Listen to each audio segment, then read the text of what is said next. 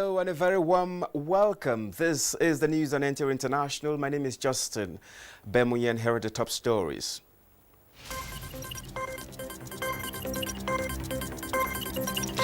World Health Organization halts clinical trials for use of hydroxychloroquine in treatment of COVID-19 patients. Medical experts urge Nigerians not to lose sight of other childhood killer diseases amidst battle against COVID-19. Plus, National Assembly supports the presidential decision of forensic audit of Niger Delta Development Commission.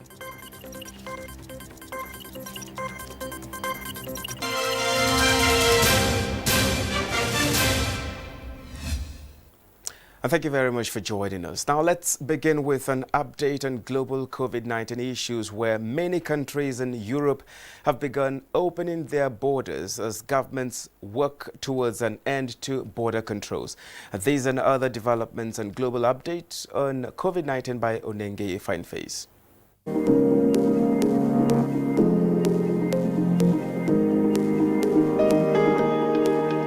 Nigeria Center for Disease Control, NDDC, Monday reported 229 new cases of COVID-19 in Nigeria.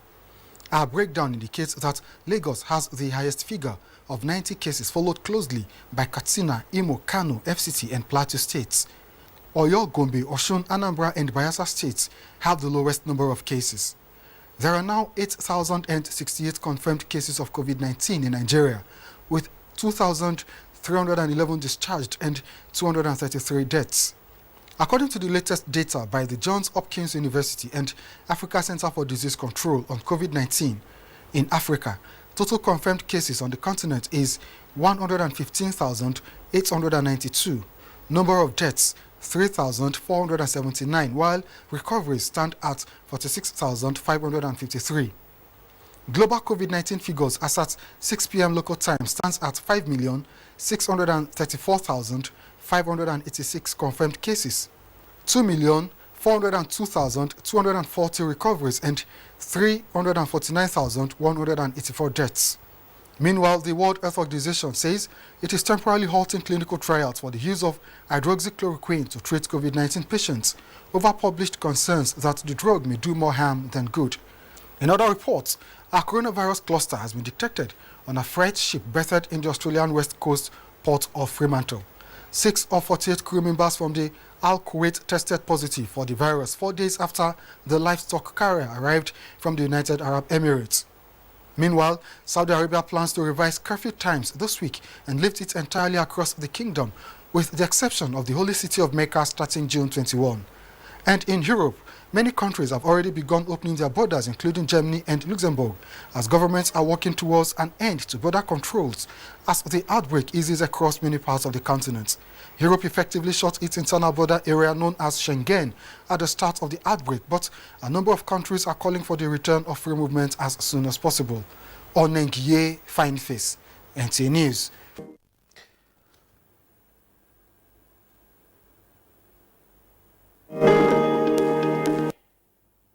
Now, the rising paradox of infectious frontline health care workers from COVID-19 has continued to engage relevant institutions from materials, support and insurance cover as professional health bodies move to discover antidote for the defeat of the global coronavirus pandemic.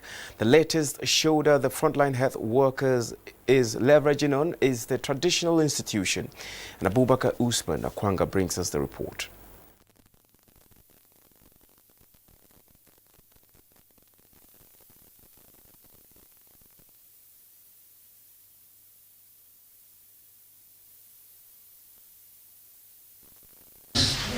With this committee, by the grace of God, we are going to do 100%. So we have a budget of about 5 billion behind us. And what do we want to do with these budgets? First of all, we want to do insurance coverage for all health workers. We know that material resources may matter, but human resources, the knowledge, and then the goodwill of the people also matters. And now still talking health, as Nigeria continues to battle with the coronavirus pandemic, Nigerians have been urged not to lose sight of the harmful effects of measles and other childhood killer diseases. Some medical experts expressed this view at a media orientation meeting for anti-measles campaign held in Owerri, the Imo State capital. Kingsley Ononiwo reports that although the federal and state governments have continued to make concerted efforts towards stamping out the dreaded COVID-19, it is also imperative to pay attention to other childhood killer diseases like measles in order to preserve the health of the future generation. It is in keeping with this that UNICEF, in collaboration with the National Primary Healthcare Development Agency and National Orientation Agency, organized a one-day media orientation on the campaign against measles. The focus is to mobilize members of the fourth estate of the realm on the need to create the needed awareness towards sensitizing mothers to participate in the continuous immunization exercise for children against measles and other childhood killer diseases.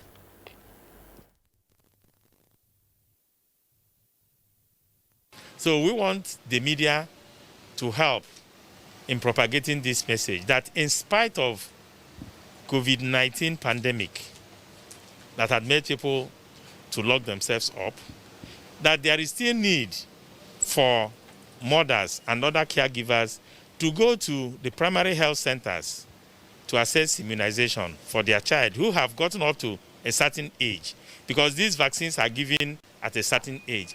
If they don't assess this vaccination, it will have a very big negative impact on the child when he grows.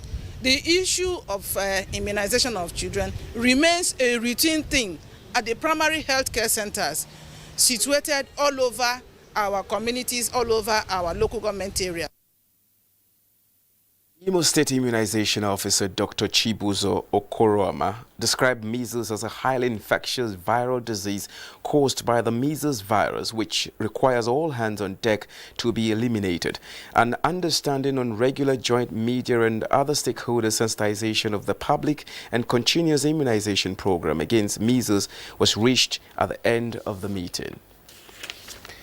From health now to security, where the Chief of Air Staff, Air Marshal Sadiq Abubakar, has commended air officers and men of the Nigerian Air Force for their unwavering commitment to nib in the bud activities of insurgents that have bedeviled the northeast region of the country in the past. Simon Archer reports that the Chief of Air Staff stated these at the Salah lunch organized to honor officers of 153 Base Service Group Yola in the spirit of Eid al-Fitr. The Eid al-Fitr luncheon, unlike in the past, was commemorated in observance with COVID-19 protocol so as to prevent any unforeseen contingencies in cognizance with the global fight against coronavirus pandemic. Before anyone could gain access into the operation area of the Nigerian Air Force Base Yola, where the Chief of Air Staff, Air Marshal Sadiq Baba Abubakar, represented by the Commander 153 Base Services Group Yola, Air Commodore Mohammed Yusuf, as he commemorates the Eid al-Fitr Salah celebration with officers and men who could not mark the occasion with their family. One must strictly adhere to the safety measures put in place by government. We want to assure the Chief of the Air Staff that we are committed to ensuring our country is safe and our people can go about their normal lives. Governor Ahmadu Umar Fintri of Adamawa State, also represented by his Chief of Staff, Professor Maxwell Gidado, says the fight against COVID-19 would not have been successful without the help of the Nigerian Air Force in conveying blood samples of suspected cases to Abuja for tests during the lockdown in the state. The Adamawa State government is also appreciative of the role the Nigerian Air Force, particularly Air Force Base Yola, have been playing in assisting the state in the fight against this dreaded COVID-19. Aside from sumptuous meals, guests were also treated with cultural dances to spice up the Eid al-Fitr celebration. In Yola, Simon Asher, NTA News. And reactions have continued to trail the recent signing of the Executive Order 10 by President Muhammadu Buhari, which granted financial autonomy to states' legislature and judiciary. Dotun Oguyemi reports that political and social analysts view the development as key to strengthening the nation's democracy. In a swift reaction to the signing of the order, the Conference of Speakers of State Legislature in Nigeria described the approval by President Muhammadu Buhari as the best-seller gift, according to a statement by the Chairman, Conference of Speakers, and Speaker of the Lagos State House of Assembly, Right Honorable Mudashiru Obasa.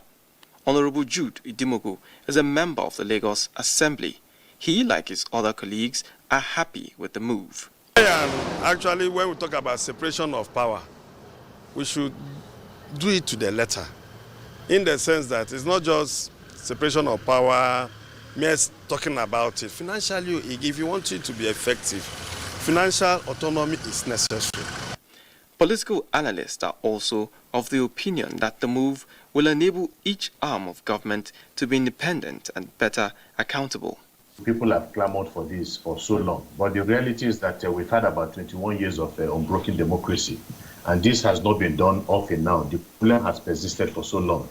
And so, I mean, it's a wonderful thing that the president has realized that this ought to be done.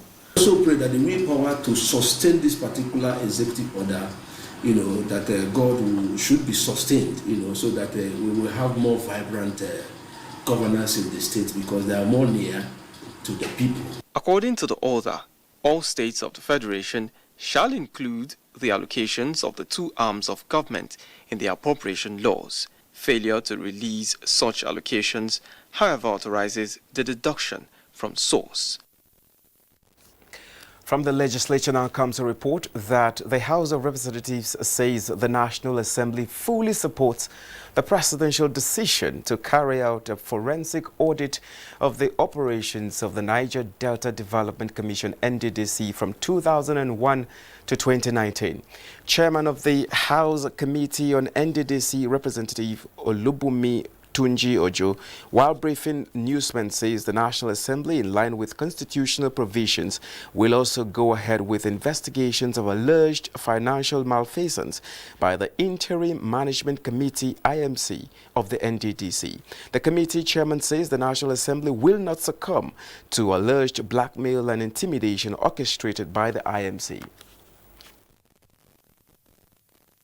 All these accusations are coming because the National Assembly decided to institute a probe after calls and different petitions.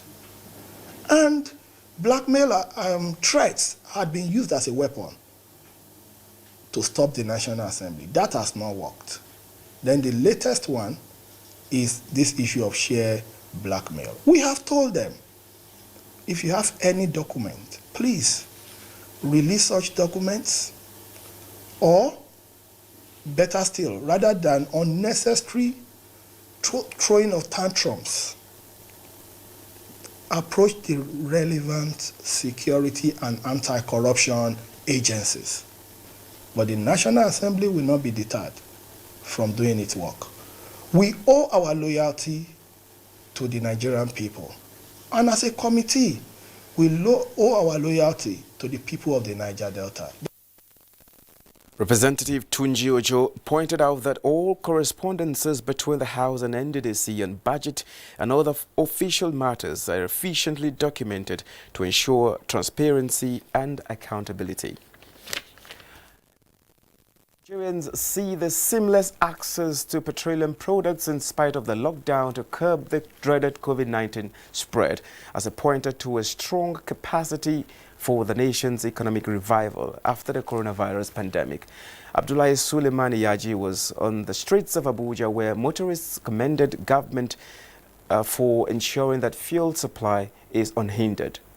A visit to major filling stations in the Federal Capital Territory reveals an ease to get petrol by motorists. It's very easy. Fuel anywhere, you get it very easy without queue. So we thank the government and the way things are getting easier Oh my God, I love Nigeria so much. In fact, I can't even get out of this country. You know why? Because the fuel here is perfect, it's sharp. Even with the lockdown, we were lucky enough that the filling stations continued working. So fuel has not really been a problem for us. This development, an oil dealer attributes to effective administrative measures, which he commends government for. For a very long time, since the inception of this government, we've not been having all that excruciating scarcity that make people to buy in panic way and begin to keep. The Department of Petroleum Resources further assures that the tempo will be sustained in spite of the lockdown. I want to urge the public not to do any panic buying. Whether it's diesel, whether it's PMS, they should not do any panic buying. We have the product available on ground. We go around to make sure that the product are available and the sales is ongoing smoothly without any hints. Many filling stations in the nation's capital were seen dispensing at the approved pump price. Abdullahi Suleiman Yaji, NTA News. Now let's talk business, as post-COVID-19 survival of most small businesses will depend largely on application of innovation by the owners. Abolade Salami, who interacted with some small business operators, reports on plans along these lines. Economies strive on small and medium-scale enterprises, not only in terms of job creation, but economic diversification and revenue generation accruing from these businesses.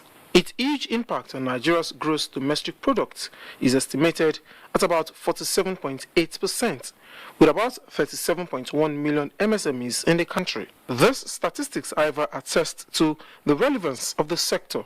Again, we're seeing a shift from routine or conventional brick-and-mortar businesses to virtual interface between business and customers.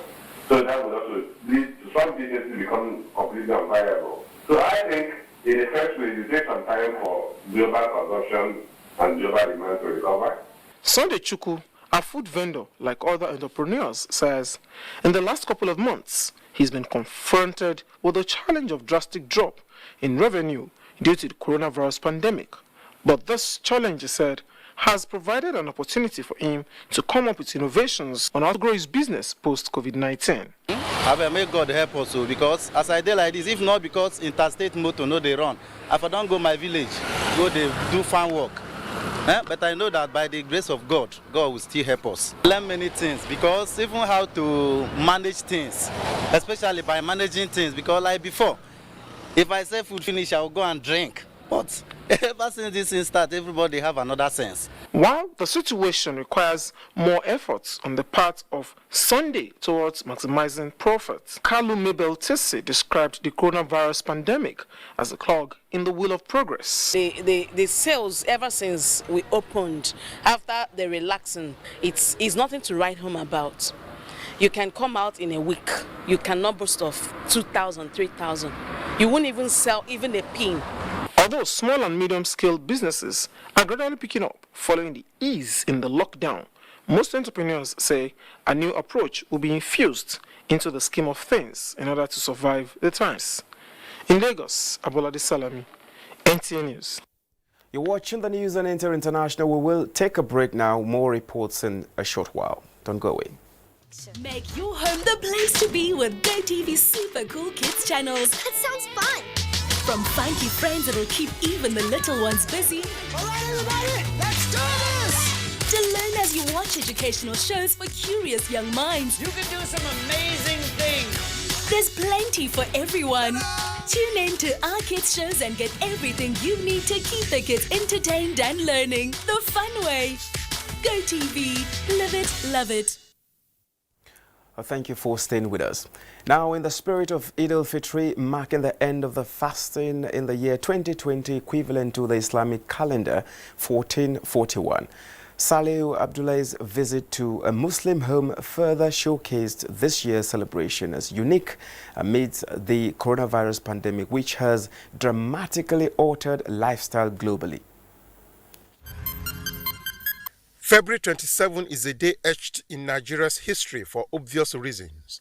One, that forced the hand of the Nigerian government to impose a total lockdown, to its easing, and now to the ban on interstate movement across the country, all as a result of COVID-19.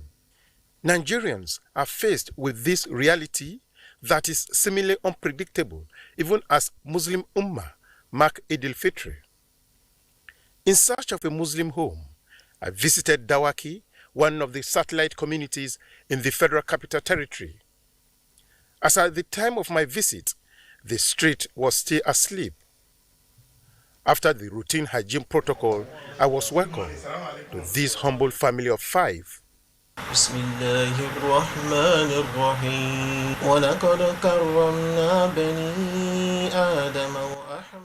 ambience of a visitor to the home obviously woke up Zahir and Zinat as they proceeded to join their uncle in performing their morning obligatory duty.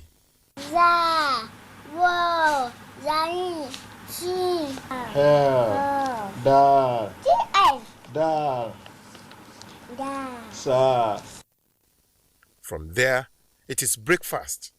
For the family of Akim Olakpadi, living a private life has become dramatic. Food is now indoor from kitchen, so it has really been a headache, and I think I need to give it to their teachers. They're really trying.